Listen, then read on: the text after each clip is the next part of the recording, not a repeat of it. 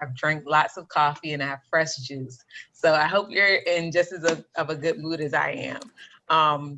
But we're going to start our session off today with just looking over our agenda. We're going to go over our ground rules. We're going to recap recap equity and have some space for questions and answers.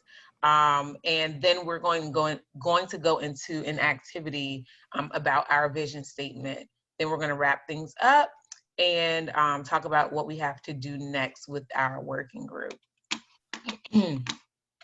But before we get started, I would like to introduce you all to the members of the Sustainability Office. Is Alicia on today?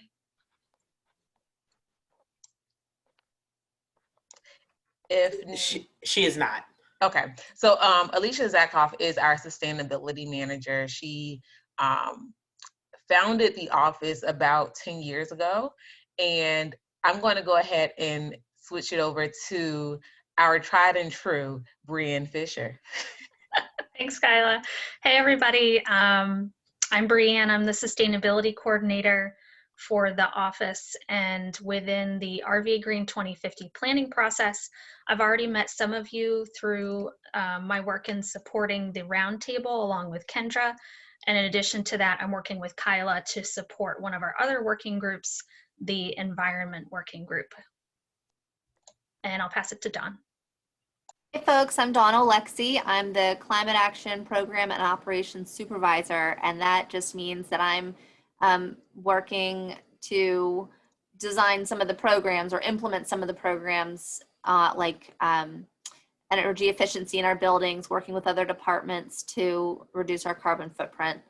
I am helping to support the Buildings and Energy Working Group and the Waste Working Group and the Transportation Working Group. So everything that we're going to be drafting as far as strategies is going to come through this group. So I'm really excited to meet you and work with you in the future. I'll pass it to Wendy. Hi, I'm Wendy Fuster. I'm the Climate Action Coordinator. And I guess I'm kind of partner in crime with Dawn as far as helping support the other 3 working groups that we've got, and just doing different projects in our office for climate mitigation. So electric vehicles, solar programs, and things of that nature. And I will pass it to Kendra. Hi, I'm Kendra. I'm with this working group. I'm the Community Engagement Coordinator. So community is all up in my name, and it's all up in everything that I do, and just making sure that we have the community voice in this planning process as well. All right, guys, I'm Kyla. As I've introduced myself earlier, I am the Management and GIS Analyst for the city, for the Sustainability Office. Of course, I'm working with this community working group as well as the environment working group, but I'll be supporting all of the working groups with data and mapping needs. At this time, we're going to go over some of our ground rules that were discussed at our last meeting. Kendra, would you like one of our co-chairs to go over these, or would you like me to go over them? Would one of our co-chairs like to go over them? This is very hard for me. I cannot see anyone. This is Anya. I can go over them. Perfect. Thank you so much. All right. So the ground rules that we have visited in the past and we'll revisit here are that everyone show respect for all members of the working group, be present, not just in body, but also in mind, that everyone try to participate, but do so in a balanced way so that no one's dominating. Be additive with your comments and try not to repeat something that is said so we can stick to our time constraints.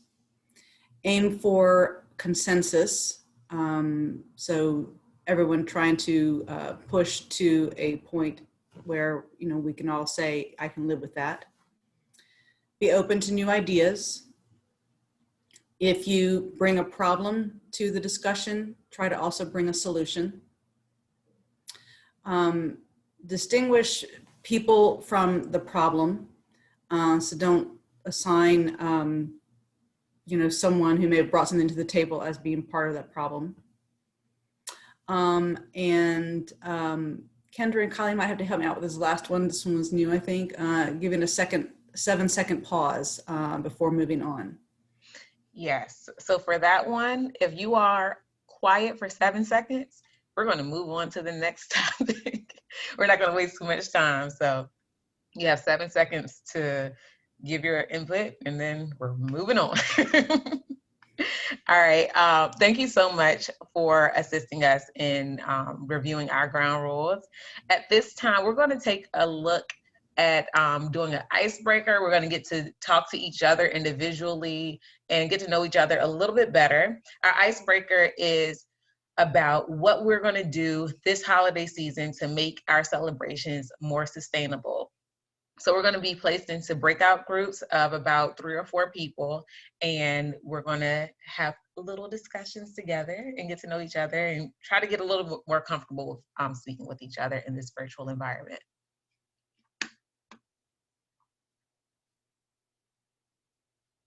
Wait, this is my bad, everyone. I have something weird happening with these breakout rooms.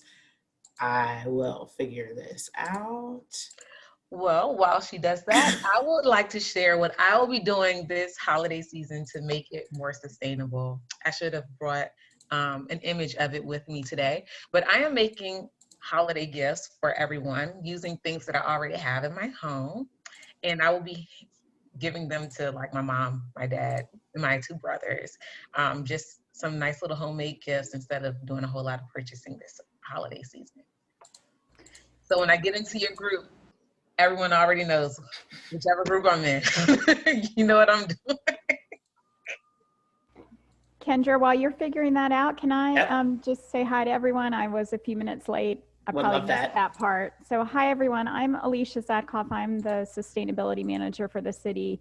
And I think I missed the introductions. I was unfortunately delayed, but I just wanted to share how what my role is in this process, as everybody else from our team has already done. So I run the office, and my role is supporting all of the awesome people on our team and in all of the working groups, and happy to at any time, if anyone has any questions or issues about what the office does or the planning process overall or anything, please feel free to reach out to me as well as Kyla and Kendra and everyone else on our team. So I just wanted to say we're really value all of you and the time and energy you're taking to participate in this process. So thank you so much. And with that, I was able to figure out this breakout room situation, and I will, everyone should see their room.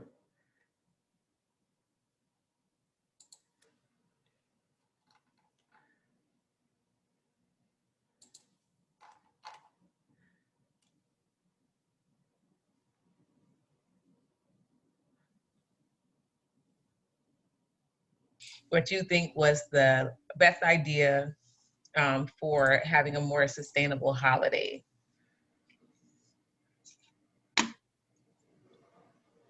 And remember, we only have 7 seconds. So if no one volunteers, we're moving to the next agenda item. Buy less. Buy less. I said less. Buy less. One person in our group, not intentionally, but instead of doing Secret Santa and actually giving material things, they gave donations. That's cool.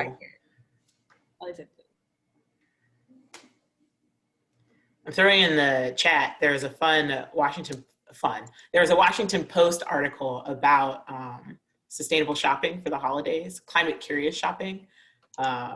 So if anyone wants to check that out, there's a link for that. I'm sorry, Richard, I saw you unmuted. I didn't mean to cut you off. That's okay. I'm trying to buy local as much to cut down the carbon footprint. All right. Kendra, it's all you. Sure is. Let's see. All right. And then Kyla, can you share the link to the slides in the chat again? Thank you. So we're going to go over briefly why we are not so much bringing this equity approach to climate action and climate resilience. A lot of our other working groups have focused more so on why equity is important for this climate work that we're doing. But I would, based on some of the questions we got in the last working group meeting, I want to flip it on its head and kind of do more why we want to bring climate into the consideration with equity in the city of Richmond. And so one of the things that we want to put, we recently had a conversation with our equity coach about how equity is not so much in the center of this process, but this entire process exists within the equity sphere. And so we are focusing on climate action and climate resilience because we want to make sure that moving forward with the city, when we are planning out any sort of infrastructure development or when we're looking at how we assist residents in the city, that we are also making sure that they're ready for the impacts of climate change moving forward and that they're also not involved in the process of making our greenhouse gas emissions worse. And so we just want to bring that lens to the process of equity. I know that a lot of the jobs that the members of this working group have already focus on residents within the city and how we can make sure that we are meeting needs across the board. And one of the needs that we have to make sure we meet is climate resilience, especially. And so this process, RVAgreen 2050, is building off of a lot of planning processes that have existed within the city of Richmond. We just recently had Richmond 300 pass through city council. So RVAgreen 2050 will be looking at the thriving environment section within Richmond 300. We hope to build through with this so that we can have action strategies and goals set out to help meet our greenhouse gas emission goal by 2050. So you can see here, this is going to kind of give you a visualization of where we want to place RVAgreen 2050 in this process. And so we want to make sure that we are centering the priorities of the city of Richmond residents. We are also reducing greenhouse gas emissions, and we are preparing people for climate change moving forward.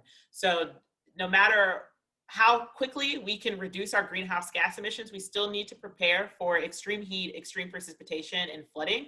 And we want to make sure that that is directed towards communities that are going to be at high risk and most need for that infrastructure development, and that we are making sure that there is a focus on spreading out benefits for climate resilience across the city and not just in one area of the city.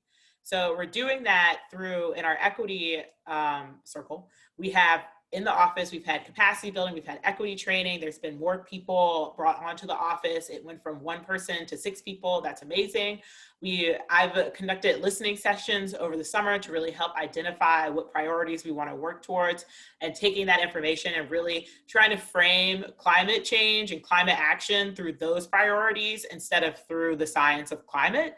We have our roundtable. There's roundtable members in this working group right now. And so in our roundtable, we have our lived experience experts who are telling us that if what we bring forward to them is actually useful for what they see, and if it makes any sense, if this is something we actually want to put out to the community.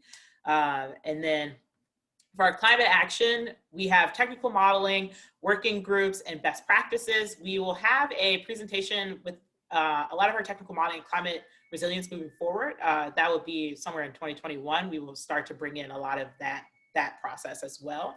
And then in a similar fashion, climate resilience, we will have risk assessment brought on and talking about how we assess these risks and how that will impact the planning process moving forward. And so here's a quick overview. It's a little blurry, but with the working group timeline. And so we are in December. We're at the end of the year. The end of this year is the end of the green circles. We're getting ready to move into the orange circles. That'll be really exciting. That's when we're going to really start developing out our strategies. This group is going to be looking over a lot of the strategies that come from other groups, seeing if we need to add more strategies, change some of their strategies, but really making sure that we're putting people first in this process, and that we're meeting the community priority goals that have been established through some of the outreach that we've done. So you can see here, we're this is the planning process groups. We have our roundtable members, our working groups, the sustainability office, and third parties. So here in the working group, we're providing that expertise. As I said, we're translating the community priorities into climate action and resilience strategies. And there are 7 community priorities that were created from engagement with the office. And we want to make sure that all of our goals and strategies within RVAgreen 2050 are at least hitting one of those community priorities moving forward. So one of the ways that we're going to do that is that all of our strategies are going to be SMARTY strategies. And so a lot of times we've heard of SMART goals. We want to make sure that our SMART goals are also inclusive and hitting equity in that process. And so we're going to ask, are we addressing community priorities? Are we reducing greenhouse gas emissions? Are we increasing resilience to climate impact?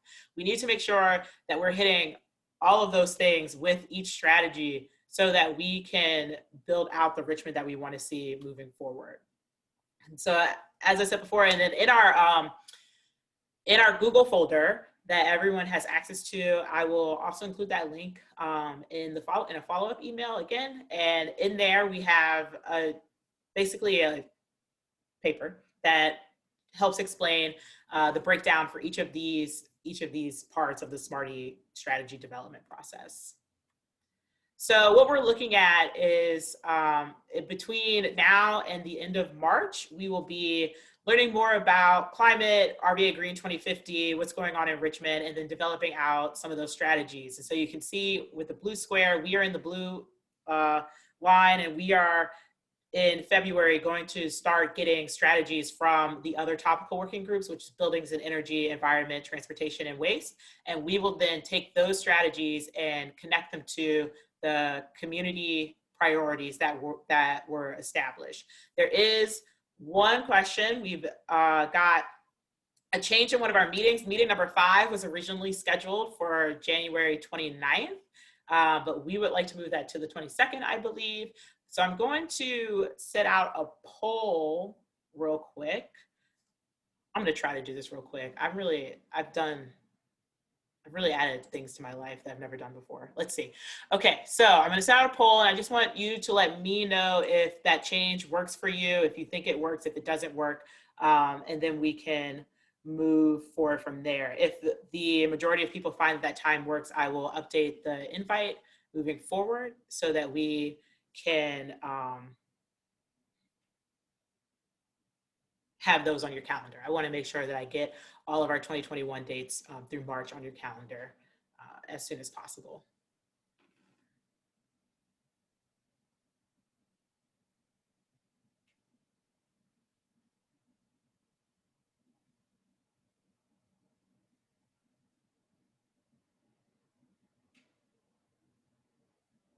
All right, so the majority of you said that's going to work. We, as a reminder, all of these are recorded. So if you want to watch the meeting afterwards, that's totally possible. It's also going to be linked in our Google Calendar. Let's see, there we go. And so, here's another blurry slide. What I really want to really reinforce is that climate change is already impacting the city of Richmond. This is not something that we're necessarily planning for with the unknown, but we already have seen that it's been hotter over the summer. We've had more days that have had heat-related injury days. We've had higher precipitation, more precipitation, increased, all of these things. And so just across the board, we really need to make sure that we are not only reducing our greenhouse gas emissions, but we're also making sure that we're building out a Richmond that's resilient to these things that we see happening between 2017 and 2020. This is not something that's far off. This is not something that happened, that is not happening right now. We can see that we are experiencing a lot of these impacts as we speak, and we really need to make sure that all of our residents are prepared and resilient enough to make it through a lot of these climate change crises that are happening.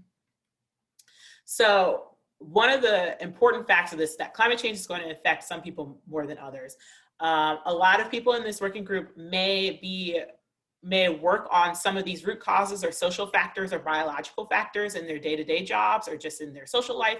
And these are things that really increase your sensitivity to climate change. And so we want to make sure that we're looking at this from a multi-system level, and that we're looking at root causes. We're looking at these social factors and how we can embrace those things and bring them into our planning process to make sure we're accounting for some of these root causes and social factors and the biological factors that are going to increase your sensitivity to climate change.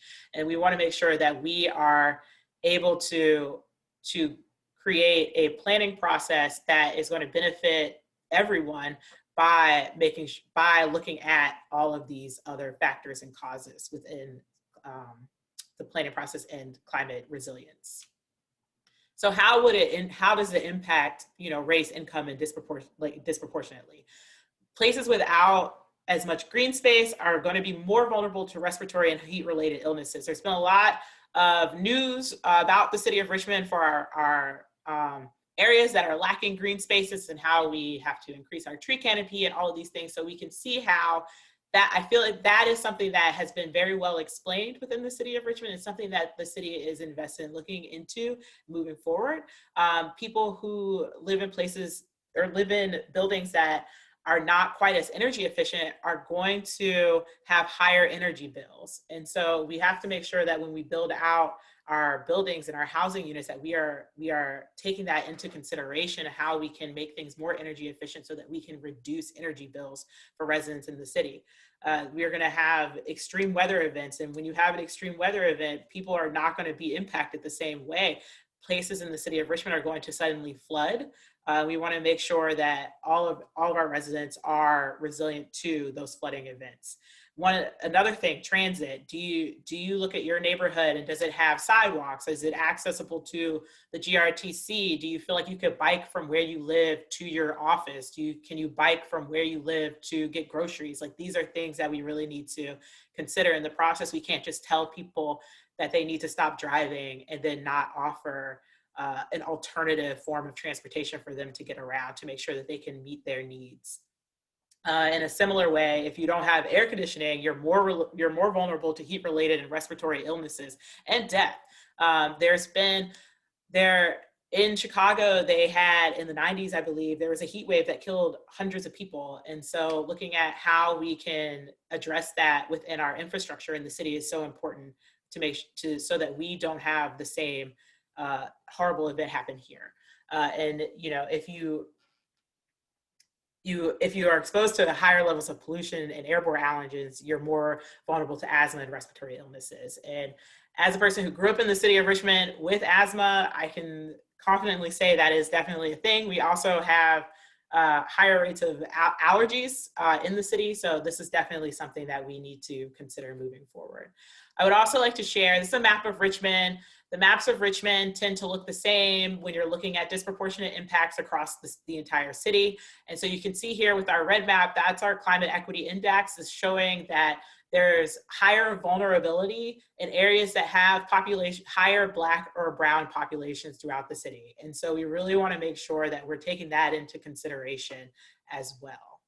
And we say carbon neutrality a lot or reducing our greenhouse gas emissions, but really what we're trying to do is make sure that the emissions from our energy supply and buildings, transportation, and waste are either captured or offset by other things that we're doing. We want anything, whenever you turn on the light, you're using electricity, that's going to increase emissions just existing within the space. We just want to make sure that we are taking that into consideration and building alternatives so that we can offset a lot of that energy usage. In the last meeting, there was a request for resources on climate action, environmental justice. So I found a couple of articles and things that will help explain climate change, how we can build out more resilient neighborhoods, what even is the urban heat island effect, how racism has really put us in a place that we are right now for the city, and just what is environmental justice and what we are looking for moving forward. So this will be, all of these are links that you can click in the Google slide document. You can look at them whenever you want, if you're interested in getting some more background information on some of the things that we will be talking about. So in that, we are trying to identify if people would be interested in having a couple of one-off sessions just to help answer questions about climate or this planning process or anything like that. And there would be voluntary office hours where you could come in and ask any questions that you would have without concern about throwing off anyone about what is climate change, why is it part of equity, or time to ask questions about what we have been doing in our planning process. So the poll has been launched, and it's just like, are you interested in joining in on a virtually live meeting, or would you prefer for just resources to be emailed out to you so you can watch them read on your own time?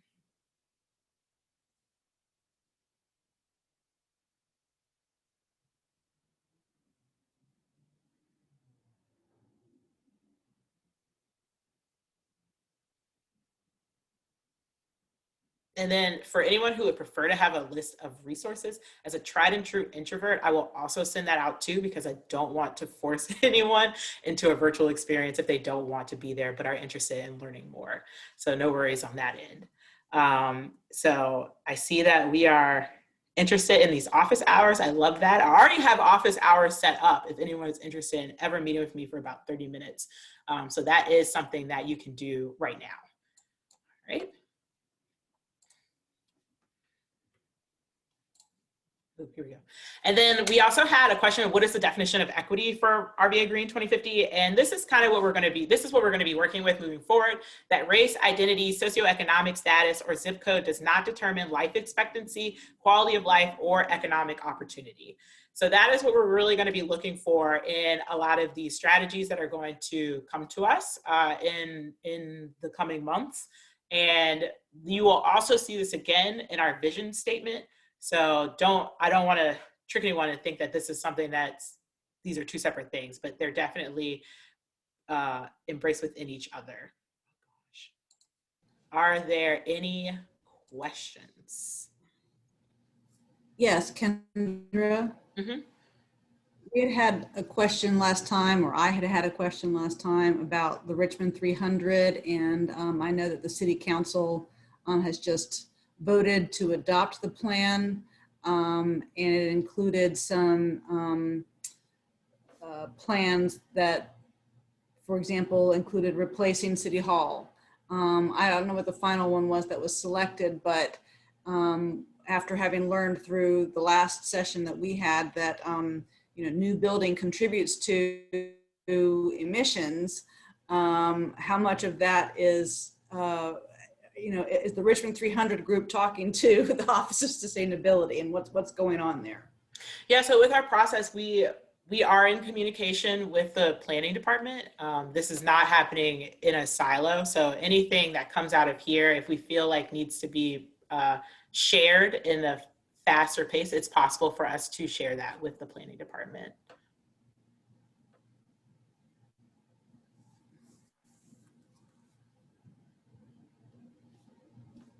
Any other questions? I don't know, Anya, did I answer your question? Did that help? I guess partially. My question is really, are they going back and looking at those plans? Because, yeah, I mean, are they still moving forward with new buildings rather than renovation? I mean, it just doesn't seem to make sense to move forward with new building when you guys have already identified new buildings, new construction as a major culprit of emissions. So this is Alicia. Maybe if I can add on to Kendra's answer. So our office and a lot of stakeholders that are involved in this process worked really closely with the Richmond 300 process. Our process is in a way sort of picking up where Richmond 300 left off in terms of we're going to be starting with the recommendations that were in Richmond 300, but really looking at how we go sort of deeper in terms of equity with those recommendations, and also looking at how those recommendations get implemented. And so with your specific question you raised about City Hall, it's actually not always the case that an existing building is more environmentally friendly than a new building, especially when an existing building is not energy efficient any longer because of a lot of issues. And so one of the things that we'll be looking closely at, the city will overall, and one of the reasons that they're looking at potentially replacing City Hall is because of a lot of issues that the current City Hall has with its ongoing operations and maintenance. And so the replacing City Hall is actually part of a whole sort of much bigger and broader discussion overall about city facilities and, you know, all city facilities and where it makes sense to keep them and locate them within the community to better serve the community moving forward. What makes sense in terms of co-locating different kinds of facilities to offer better services to the community. So it's a really big and broad discussion, and City Hall just happens to be one of the facilities that's part of that discussion. So I hope that provides a little more information to try and answer your question. Yes, it does. Thank you.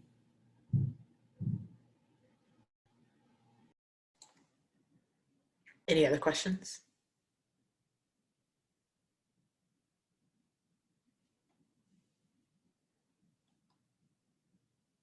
Great, first use of our 7 seconds of the day. So what we're going to discuss now is the vision statement for RVAgreen 2050. And so the roundtable worked on building out this vision statement, and what we looked at were foundations. So we have what is RVAgreen 2050, and then the vision for Richmond 300 and the vision for the thriving environment section of Richmond 300. And so we looked at what all of these were trying to accomplish, how RVAgreen moving forward could build out a vision from these. And then we looked at other examples from different cities with their climate action plan visions and how we wanted to talk about what the vision for the city of Richmond would be moving forward. And so this is also from our survey, which I hope everyone has taken.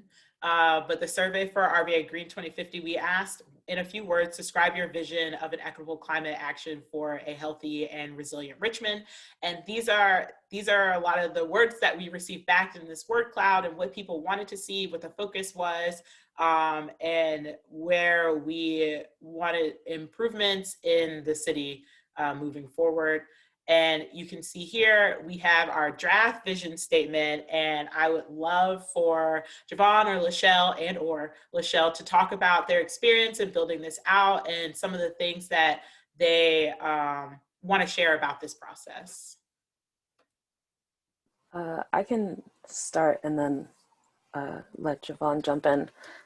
So just as kind of an overview of the process that we were doing on the November 24th roundtable meeting, we each took time to draft a 1 or 2 sentence vision statement of our own, kind of in a Jamboard way. And then the Office of Sustainability actually synthesized everything that we had come up with into a vision statement that we, at the following meeting, which was on December 8th, kind of decided what we liked, what we wanted to keep, what we wanted to add, or any changes that we had. And this was the culmination of those 2 meetings worth of effort.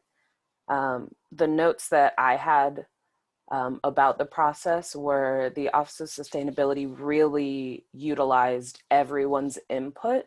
And like we took a long time in both of these meetings to really hash out what we thought, like the equity piece that's at the top here, like what our definition of equity was, what that looked like for each of us, and how we could incorporate it in a way that was clear, concise, but still conveyed everything that we wanted it to. And I can let Javon jump in. Yeah, I think Lachelle, you did a great job in just sharing how the Office of Sustainability pretty much held space for everyone to share their lived experience and also what it means for us to actually have and achieve our vision while we're working on this project. So some of the additional bullets that you see underneath that draft vision statement, those were actually conversations that we had because of our concerns with the original draft. So I can specifically recall like the identity one, there was a lot of back and forth around how we are defining, but not lacking inclusivity of that definition of identity. And so I think what we have now is very inclusive, and it also hopefully will engage what everyone's goal is for the future.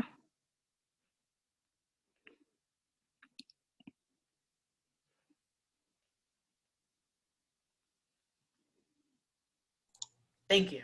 Thank you. It's really difficult to share, record, and unmute myself, apparently.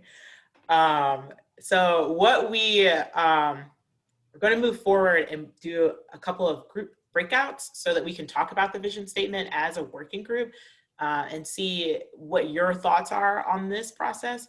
I hope everyone has access to the Google Slides so that you can make sure you can continue to see the draft vision statement.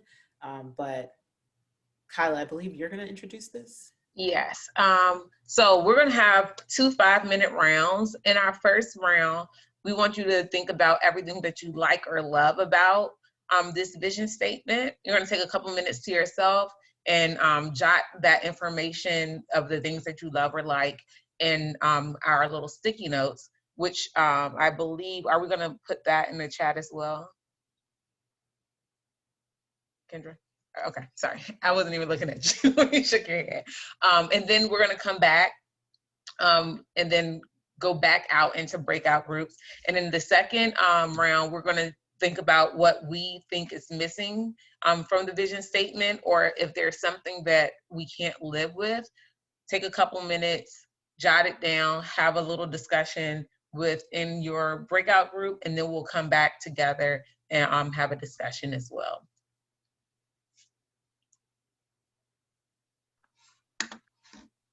Are there any questions or anyone need any clarification on what we're supposed to do when we go out into our groups? Kyla, is it possible to show people the Google Slides and how to use them in case anyone has any issues or questions? Yes. Kendra, can you put the Google Slides into the chat for the notepad? I don't have it in front of me. Can you show the statement again? The statement? Yes. Yes. So we want to put the vision statement up again, and also the link to the notepad for them to jot things down. Okay.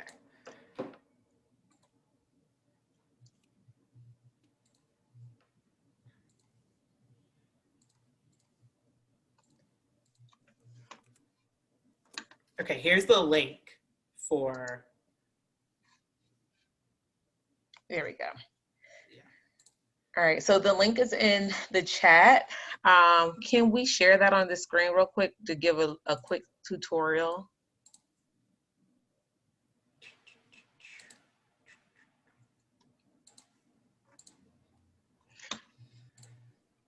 All right, so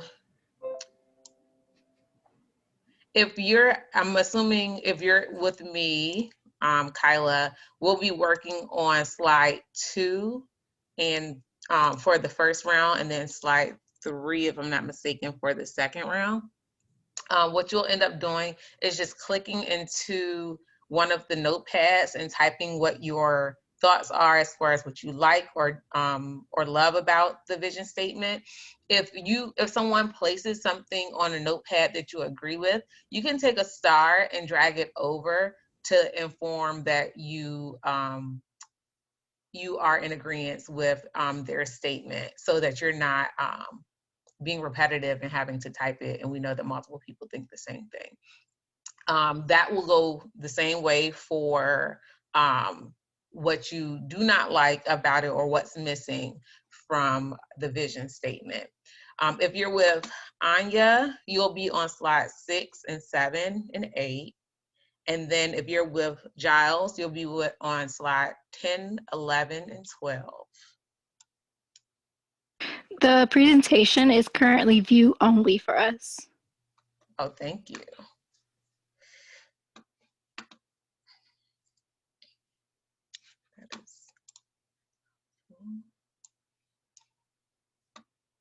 Okay, if everyone could refresh that share, and then you should be able to edit the document.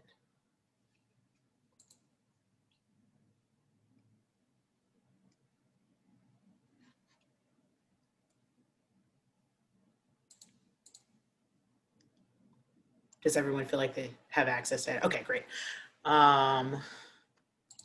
Any questions before I send everyone off? Just a clarification from me. I just put 28 in the chat, and that is not correct with the new slideshow y'all shared. So sorry about that. No problem. All right. I think everyone, okay, yes.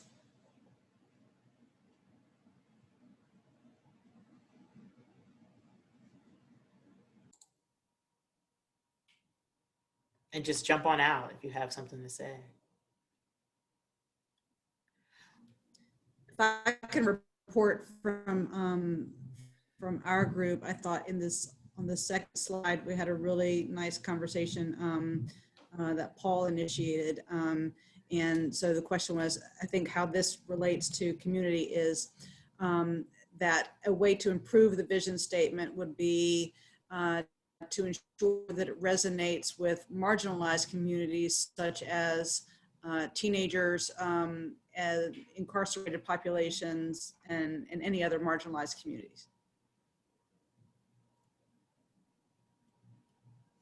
Yeah, I think one of the through lines I was seeing was about like all vision statements are kind of verbose in a way that isn't always accessible. And my question would be, how will the vision statement be used in the community? And will it be accompanied by some things where, like we were talking about earlier, where you explain what net zero means, what that actually like physically means for people and what they can expect from the process. I just wanted to jump in and say that that's what I was, I had attempted to start a note in our second group, and I was going to mention the verbiage, just making sure that it's going to be understood and received by the residents that we're working with, especially in some of our low-income neighborhoods. And I also want to highlight here when we're talking about equity, I know we often default to race here just because of systemic racism. But there's equity when we're talking about education, income, your workforce, even your ability. So just to simplify things as well, I want to ensure that we are being holistic when we're talking about equity. Like, yes, there's racial equity, but there's also different components of it. And then to piggyback on what other folks are saying, with the simplicity of language, for me, it always comes back to quality of life. And I think essentially what we're just talking about is quality of life through greening initiatives. So I really would just like to see that amplified a little bit more.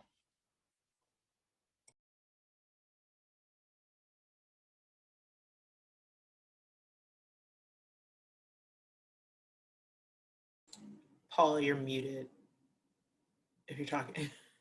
I was saying, just piggybacking from what Sherry said, because we don't have any other agenda other than to be agents of change. I think what Sherry just said, though, in terms of how does sustainability and a greener environment impact a better quality of life, that question asked to, marginalized communities, whether they're high school students or formerly incarcerated returning citizens, that would be a very tough question, I think. And so, yeah, defining terms is key.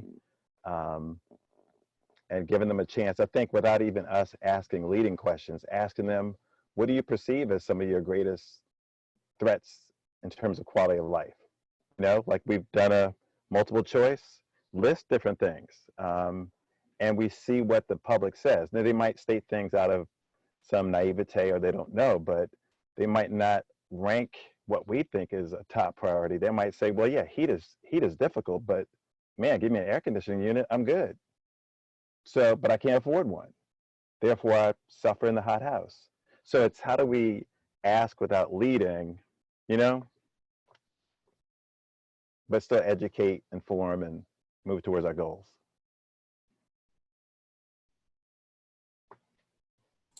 I will say at that point, Paul, that's one of the battles that I've been having within this role is how do I get the priorities that people have as they stand now, but then also offer up what options climate action sustainability can offer, things that they can see through this process. And that is definitely something that I'm thinking about, the office is thinking about, but we do want to make sure that when we get feedback, that it is truly in the order and the priorities in which people are experiencing things. But we don't want to limit what feedback we can get back from everyone. Great.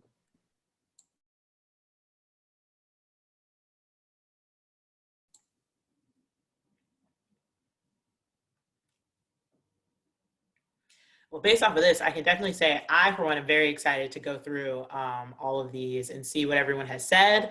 How definitely verbiage is something that we've been battling this entire time, talking about climate change is a two-pronged kind of way. We have our climate experts that we want to bring into the fold, but we also want to make sure that we are making this approachable to everyone in the city and how they can involve themselves in this process. Are there any general questions about our vision statement as it stands now? We will be sending this back to the roundtable to redo after the office thinks about a lot of the feedback from all of the working groups. And then we will get more feedback from that feedback from the roundtable, and then it will come back to the working groups to move forward in the process. Would you be able to send out that slide deck where we could add comments, maybe with the notes of this? So if we weren't able to access it during the meeting, we could add some things later. Yeah, it should be, I can send out a separate email, but it's also in the calendar invite. There should be links to all of the slide documents. Ah, okay, then I should have it. Thanks. But there will be a follow-up email that will also include all of the links.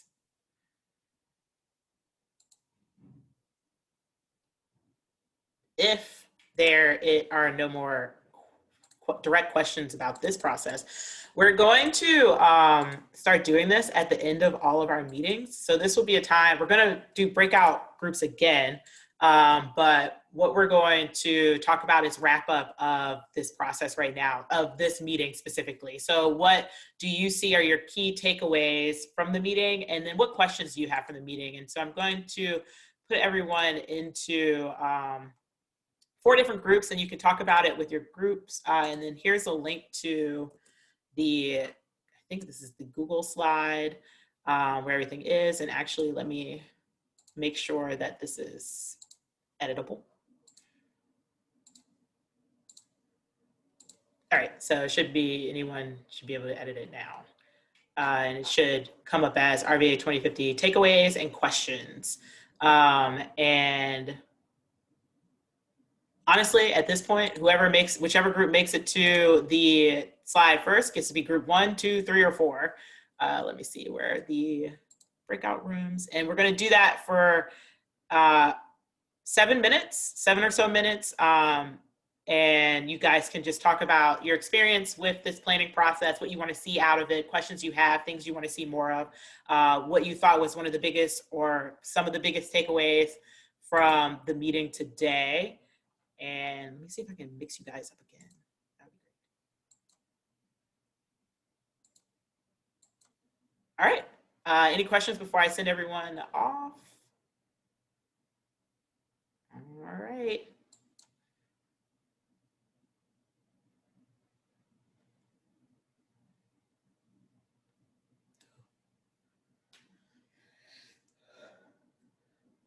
I really like this question, and so I would like to share it. It was, what is the process of engaging community members and validating our vision and goals with people beyond this group? I thought that was a really good question.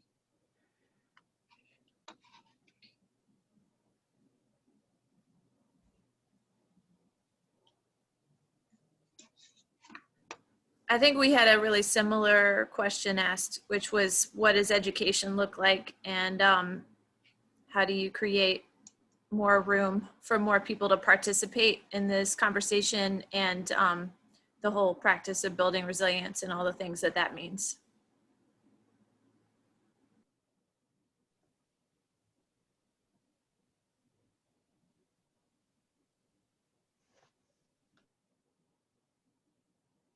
Great. I know that for those, I will be able to answer those. I want to give the most accurate and best answer possible. So I will send that out after the meeting in an email to make sure that I'm covering all bases with this and that we are trying to broaden out how we're engaging and making sure that it's not just feedback from working groups and roundtable members, but that it's also feedback from the community as it stands as a whole. And that by community, we mean the entire city community and not just who is historically engaged with the Office of Sustainability.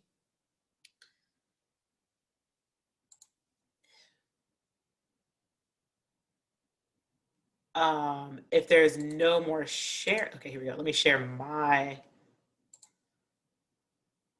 All right, so this is the end of the meeting. Thank you everyone for participating. And our next steps, homework, it's just gonna be additional feedback on the vision statement. I'll make sure that I add in the, homework seems really aggressive. If you would like to add some additional feedback to the vision statement, we would love that. And I'll send the link in the follow-up email. And then our next meeting is going to be the first full week of 2021, January 8th. On Friday, we'll be meeting at 1 p.m. and we'll be introducing the equity tool and how we will use that in our planning process. And I would like to end a little bit early to give everyone time to complete our feedback survey. And so I'll put that link in the chat as well for everyone to complete if you feel like there's something you want to share with us. And if there are no more questions, I'll make sure to send out all the calendar invites for January through March of 2021 upcoming, so you guys can have that on your calendar. And thank you so much for coming to the community working group meeting today. Thank you. Thank you. Thanks, everyone. Thanks, Kendra. Yeah, have a good holiday. Thanks. Yes, happy holidays. Have Yes. a great Happy holiday, holidays. Happy sunshine. holidays. Merry Christmas, everyone. Happy holidays, sunshine.